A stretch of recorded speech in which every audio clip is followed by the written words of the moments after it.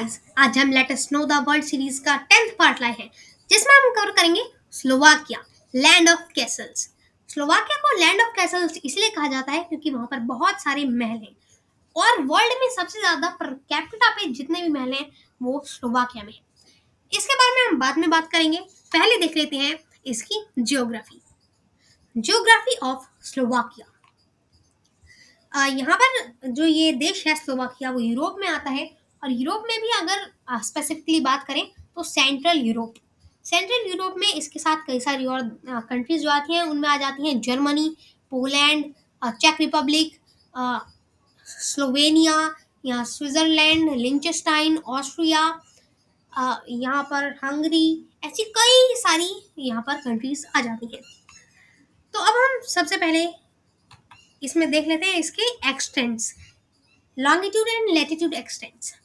अगर हम इसके नदर्न मोस्ट पॉइंट की बात करें तो 49 डिग्री 36 मिनट नॉर्थ है और southern most point 46 degree 44 minute north है।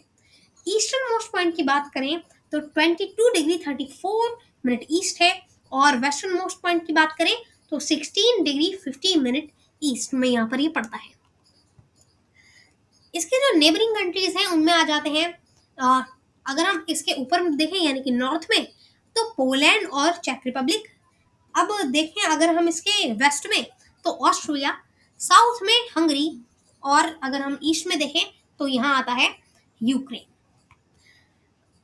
इन सब के बाद अब हम बात कर लेते हैं उधर के फिजिकल फीचर्स कौन कौन से हैं। पहली चीज तो जो सबसे बड़े एरिया में इसमें है, आपको ब्लैक कलर में दिख रहा होगा व्हाइट माउंटेन्स जिसमें लगे हुए हैं, उन्हें हम बोलते हैं कारपैथियंस। ये एक बहुत इंपॉर्टेंट रेंज है यूरोप में, कारपैथियंस नाम से। तो वो स्लोवाकिया में पड़ती है, उसके हाफ से भी ज्यादा एरिया में कारपैथियंस है।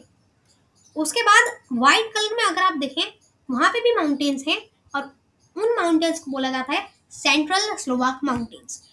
जो स्लोवाकिया है उसका एक बहुत ही बड़ा हिस्सा यहाँ पर कवर है माउंटेन से, बहुत कम ही हिस्सा है जो कि प्लेन्स से घिरा हुआ है।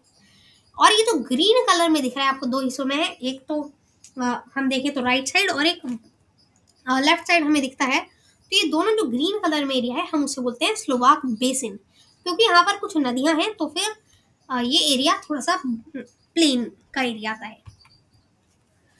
अब हम बात कर लेते हैं इसमें कौन कौन सी नदियां हैं। तो सबसे ज्यादा मेजर जो रिवर है उसका नाम है डैन्यूब। ये इतनी मेजर क्यों है? क्योंकि इस पर पहले तो ये सबसे बड़ी नदी है पूरे ही यूरोप की। दूसरा, इसी पर इसकी कैपिटल बेस्ड है ब्रैटिस्लावा। फिर इसमें जो और नदियां आ जाती हैं वो आ जाती हैं वाह, ह्रॉन, आइपेल, हेरनेड और ओंडावा। ऐसी कई सारी और नदियां हैं लेकिन मेजर यही कुछ नदियां हैं। फिर अब हम बात कर लें यहाँ पे कौन से एडमिनिस्ट्रेटिव रीजन्स हैं। तो ऐसे 8 एडमिनिस्ट्रेटिव यहाँ पर रीजन्स आते हैं जिन्हें हम बोलते हैं ब्रैटिस्लावा, ट्रानावा, निट्रा, ट्रैनिक, जिलिनिया और बाकी 3। यहाँ पर अब हम बात कर लेते हैं उसकी हिस्ट्री की, history of Slovakia.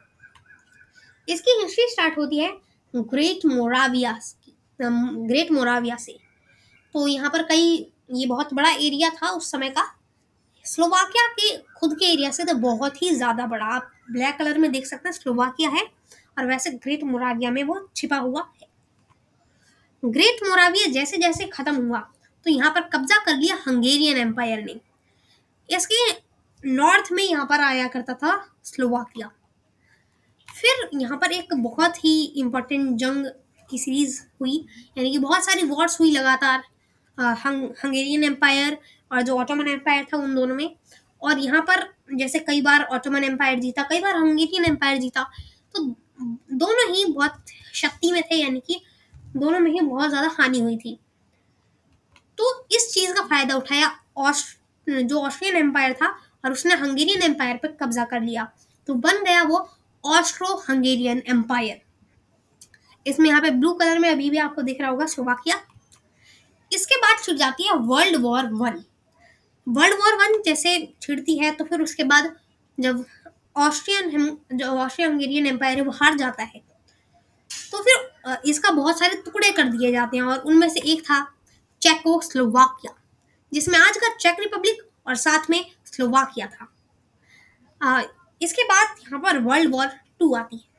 World war to में जर्मनी इस पर कब्जा कर लेता है, और जैसे जर्मनी इस पर कब्जा करता है तो उसके बाद यहाँ पर जो सोवियत यूनियन है वो जर्मनी के अपोजिट में आकर उस पर कब्जा कर लेता है। यहाँ पर इस पूरे उसमें होता क्या है, जो चेकोस्लोवाकिया था वो यूएसएसआर के पपेट स्टेट की तरह बन जाता है, और इसके बाद होता है वेलवेट रिवॉल्यूशन, जिसमें यहाँ पर चेकोस्लोवाकिया को जो आइडियोलॉजी थी यूएसएसआर की उससे आज़ाद किया जाता है, यानी कि सोशलिज्म वगैरह जैसी उनकी आइडियोलॉजी है। इसके बाद एक होता है वेलवेट डिवोर्स। इसमें होता कुछ ऐसा है कि जो चेक रिपब्लिक है उसे स्लोवाकिया से अलग कर दिया जाता है। अब हम बात कर लेते हैं उधर के बेसिक फैक्ट्स की। तो आता है हमारा अगला टॉपिक, बेसिक फैक्ट्स। यहाँ पर पहली चीज तो इसका जो कैपिटल है उसे हम बोलते हैं ब्रैटिस्लावा। इसके लगभग किनारे पर ही ये सिचुएटेड है, और यहाँ की अगर पॉपुलेशन की बात करें तो वो 54.3 लाख है, और करेंसी इसकी है यूरो। और इसमें जो लैंग्वेज बोली जाती है वो स्लोवाक है। स्लोवाकिया स्लोवाक दोनों मैच करती है। अब बात कर ले पीएम और प्रेसिडेंट की। तो जो यहाँ के प्रेसिडेंट का नाम है वो है पीटर पेलेग्रिनी, और जो पीएम है वो है रॉबर्ट फीको।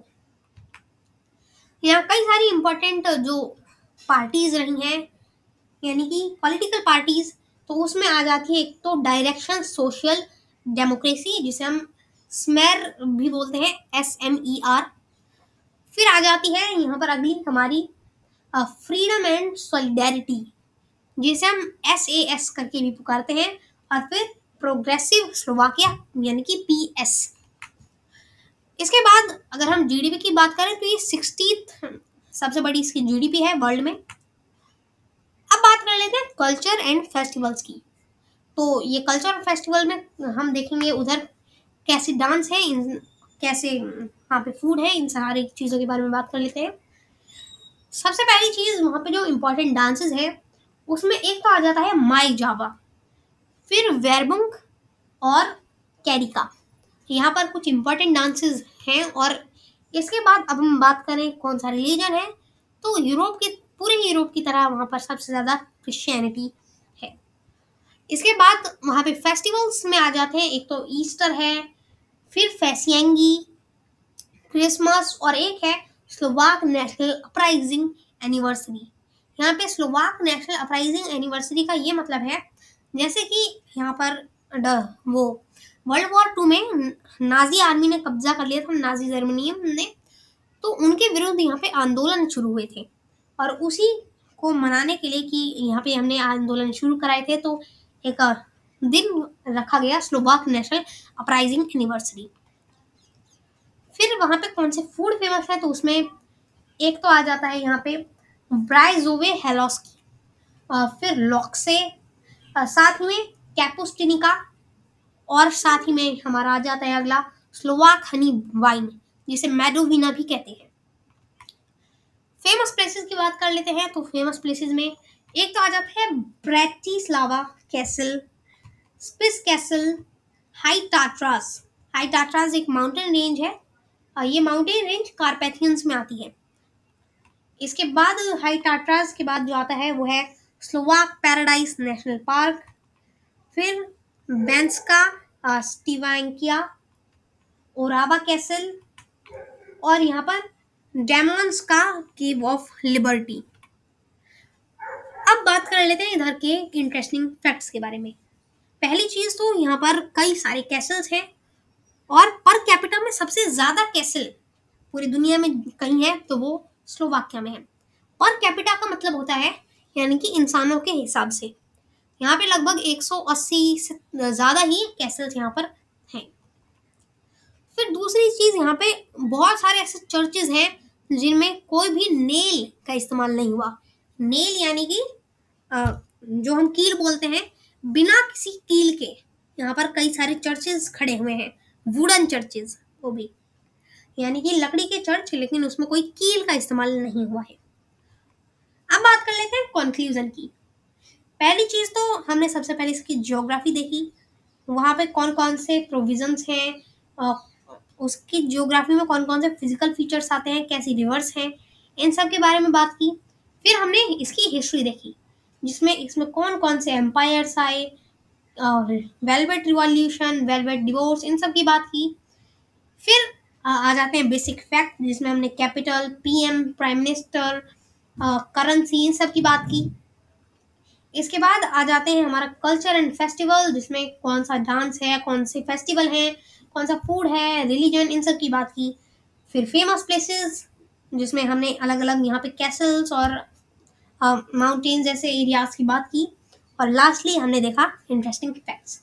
तो धन्यवाद, मिलेंगे किसी अगली वीडियो में। आज के लिए बस इतना ही। धन्यवाद।